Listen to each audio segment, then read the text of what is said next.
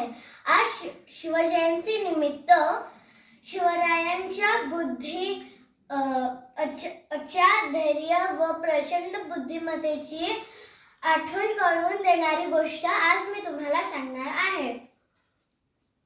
विजयपूर आदिलशहाच्या दरबारात मोठी खळबळ उडाली होती आणि एकच प्रश्न सगळ्यांना सतावत होता की शिवाजीला कसं रोखायचं.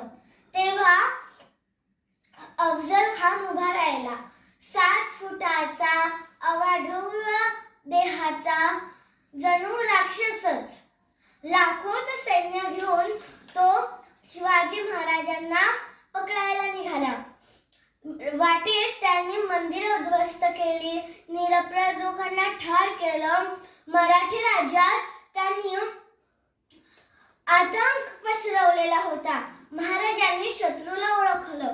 आपला जाळा तोडण्यासाठी त्यांनी प्रतापगड निवडलेला. आपण घाबरायचं दाखवून त्यांनी अफजल खानाला प्रतापगडाच्या पायथ्याशी बोलावलं. तिथं चारही बाजूने जंगल होतं. अफजल खानाला गाफील करण्यासाठी त्यांनी मोठा शामियाना उभारलेला होता आणि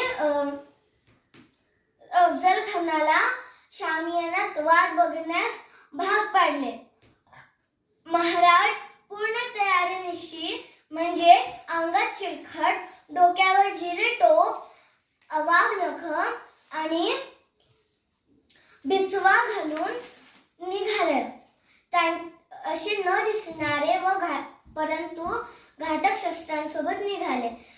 त्यांच्यासोबत जीवामहाला, संभाजी काऊजी असे अत्यंत विश्वासू व जीवाला जीव देणारे मावळे घेऊन ते शामियानात शिरले.